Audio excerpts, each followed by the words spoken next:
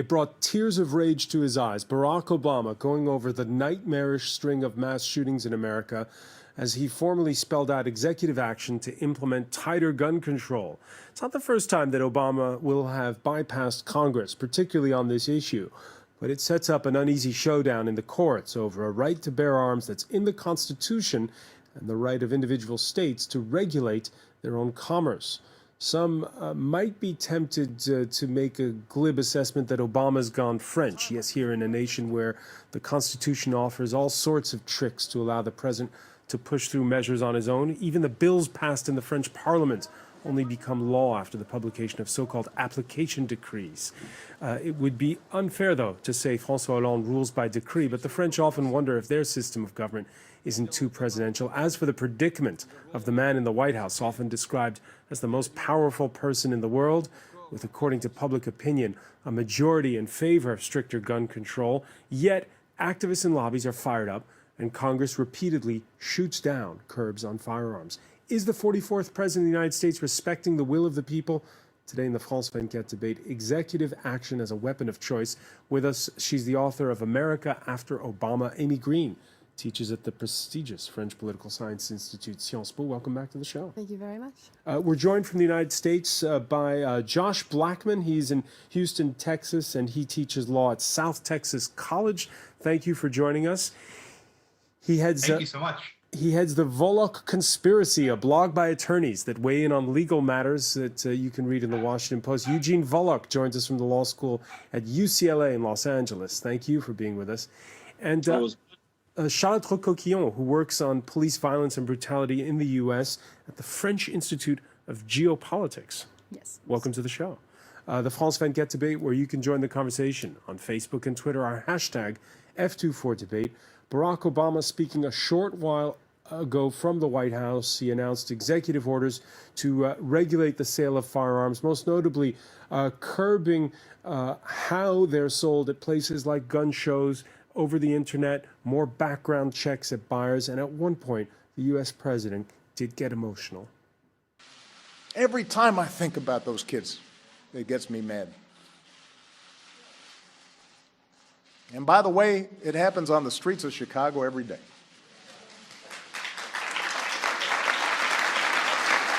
All right, the president getting tears of rage, and Amy Green, it's something that happened the first time that shooting happened in Newtown, Connecticut.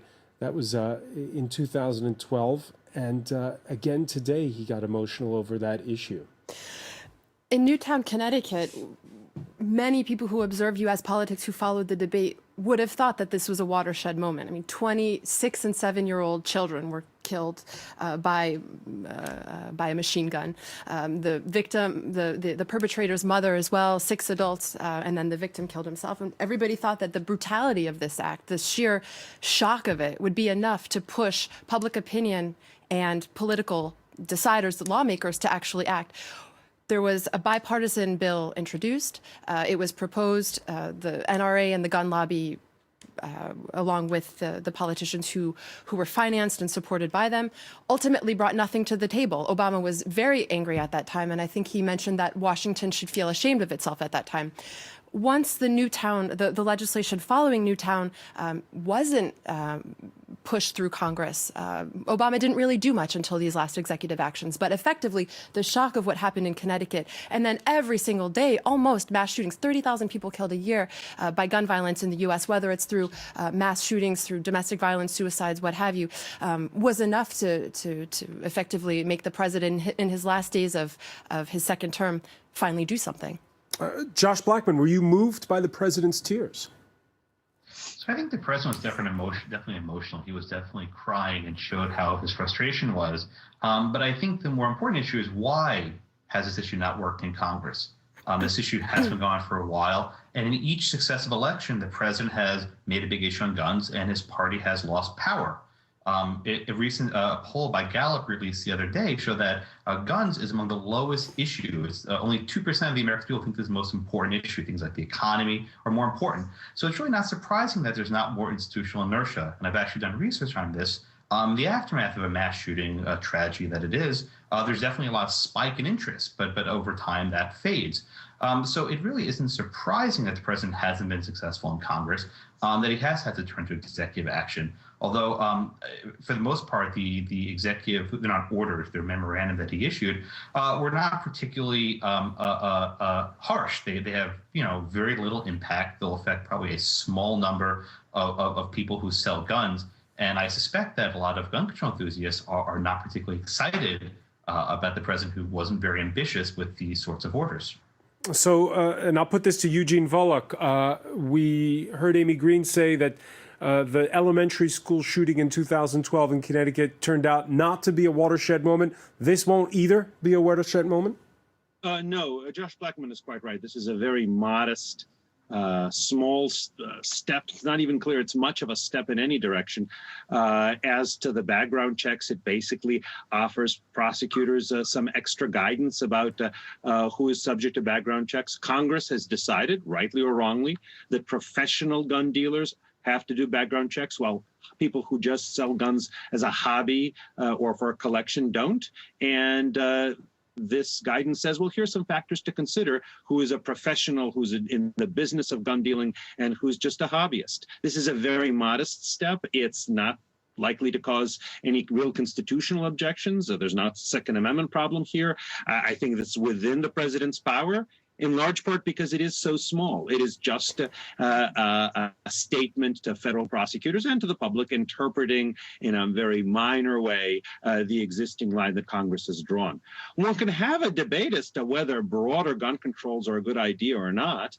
My sense is that it's quite unlikely that in a country of 300 million guns, extra background checks or other things can stop mass shootings, although it's possible that they might help prevent some much less highly motivated crimes by people who are sort of on the borderline deciding whether to get a gun or not. It's an interesting question, but that's a decision for Congress to make, not for the president. And I think the president recognizes it.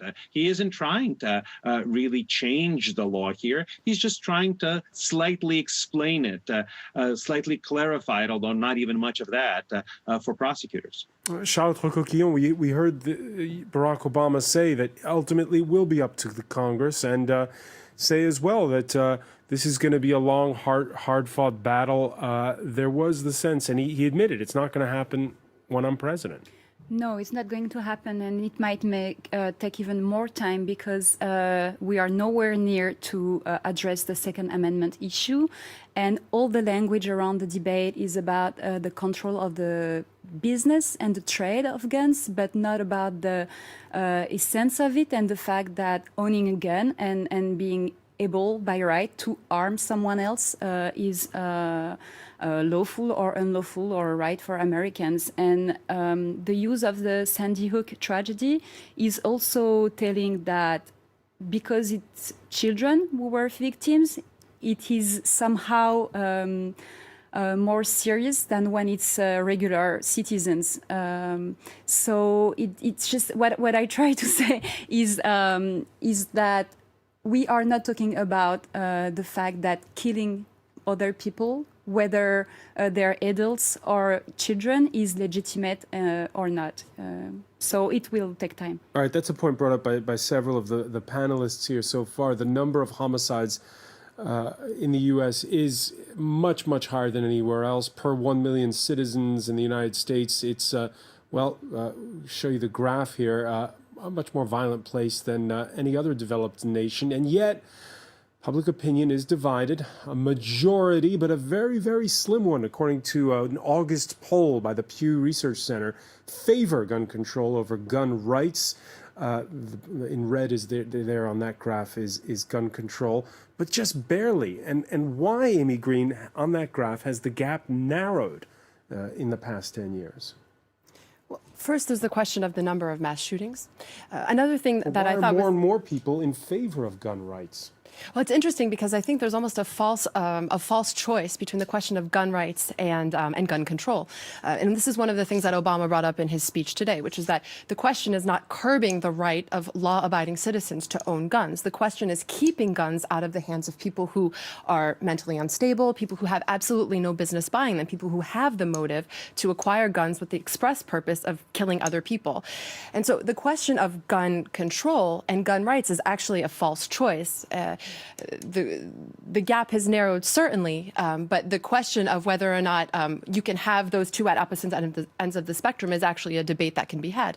And I think that when you see these very modest, absolutely, I agree with the other panelists, very modest executive actions by Obama, I can't help but think that he's really taking sort of the low-hanging fruit, meaning he can't accomplish much without Congress. Congress is the only entity that can enact widespread, sweeping gun legislation. But Obama is simply doing the modest things he can to say, look, there are people here obtaining guns every day through the famous gun show loophole through the internet who have absolutely no business having them, and a simple background check would eliminate those purchases. So let's do what we can here on the margins, because perhaps those initiatives, reporting guns that are lost and stolen in transit, increasing the scope of who has a background check, who's required to permit a background check, and then the sharing of more information about mental health background, those are small things that can be done. Of course, maybe they won't stop a mass shooting, but perhaps they'll stop some shootings.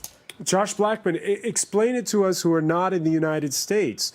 Why this cherished will to have guns all over the place when it's proven by studies that more guns lead to more gun violence? So the first response is you showed a graph a moment ago. I don't think that was per capita, and Eugene has done research on this, but if you do it per capita, the homicide rate in the United States is not much higher than other Western nations. The second answer is what I think the president's attempting to do is actually shift the gun culture and put this focus on people with mental health. What's interesting is that if you speak to mental health professionals, most people who have depression or other ailments are not dangerous. And in fact, if you implement these sorts of laws and you preemptively deny constitutional rights to those with, depression or people who have lost a parent or something sad, that becomes very problematic. And in fact, in New York, what's actually happened is doctors have started calling the government saying, I think this person's not well. And then the government takes the guns away, finds out the person just wasn't feeling well. They pose no risk to others. So I think it's actually quite problematic. But isn't it better to be safe than sorry?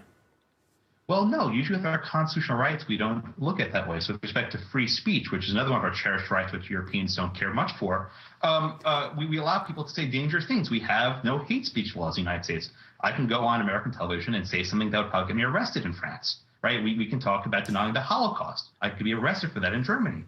There are lots of things which Americans treasure and value. We have an exclusionary rule. If evidence is seized without a warrant, it's not admissible in court. Europeans don't have that. That's a very dangerous provision that lets criminals go free. So the mere fact that we have various constitutional liberties doesn't mean that we have to get rid of them.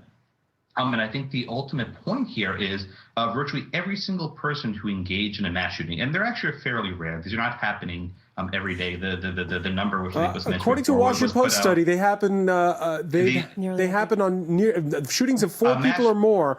In 2015 took place on a daily basis. No. That's shootings, not killings. That's people who were shot but not murdered. There's a very different definition. The FBI has made clear that's 4 more deaths. Oh, so they were just wounded. Yes, woundings. Those are very different in terms of criminology. But the bigger point is the mere fact that the people who have engaged in these shootings were not those who would have flunked a background check. They were not those who have had a doctor reporting them. The mechanisms that do to stop these people simply don't exist. And more often than not, what these sorts of regulations do will take people who have just had run-of-the-mill depression and say that they can no longer defend themselves. And that could be very problematic. Amy Green? Well, one of the interesting points that the panelists just mentioned was the question of gun culture. If we take the debate back to the Second Amendment, there are different readings of the topic, but essentially the debate comes down to two things. There are people who say the Second Amendment in its purest form suggests that everybody has the right to own a gun or has the right to arm themselves. On the other side of the debate, there are people like the president, like many Democrats, but not all, who would say that in no instance would the founding fathers have conceived a Second Amendment that imagines everybody has the right in a peaceful society, because the United States doesn't have a need for militia. Of course, the constitutional lawyer on our panel would probably be able to speak to this perhaps more than me, but they say that the question of public safety and preventing public violence is something that's not incompatible with the Second Amendment. And what's interesting about this debate, especially around the question of gun culture, is it's not exclusively partisan, but especially in a presidential election year, it is in fact sort of a calling card and almost a sort of a symbolic issue between those who believe in these two different readings of what the Second Amendment says. But of course, at the bottom of that is the question of gun culture, and you have two very distinct and competing visions within the United States and within just sort of the American people about what those two readings actually mean for society. Eugene, VOLOKH, in this country, the Constitution was written in 1958. Yours dates back to the 18th century. How much, when we talk about the Second Amendment and the right to bear arms, how much of it is accurate? And when you read us lay people talking about it? Oh, well, first, just to set the record straight, President Obama, back when he was candidate Obama in 2008, expressly said that he views the Second Amendment as securing individual gun rights. Now, to be sure, he would allow various kinds of gun regulations, as many courts, I think, would. But he takes the individual rights view, as do about, looking at polls, 2/3 to 3/4 of Americans take that view. What's more, though the Second Amendment was written in 1791, there are state constitutions, and many of them are more recent, and many of them get updated pretty recently. In the last 45 years, about over 15 state constitutions have had their right to bear arms provisions either added to them or strengthened. And these are individual right to bear arms provisions. These are very modern provisions to add to the older provisions. Over 40 state constitutions secure an individual right to bear arms at this point. But this isn't just something that Americans once used to believe and now they don't anymore. President Obama and Congress and majorities of the American people and state constitutional drafters believe in individual right to bear arms. Now, maybe they're wrong to do that, but that's their view. As to the criminology, it's an interesting question to what extent the right to bear, countries that have fewer guns have lower homicide rates. A study that I saw from actually a pro-gun control scholar about 15 years ago, looking at many Western countries, showed really no statistically significant correlation between total homicide rates and gun ownership.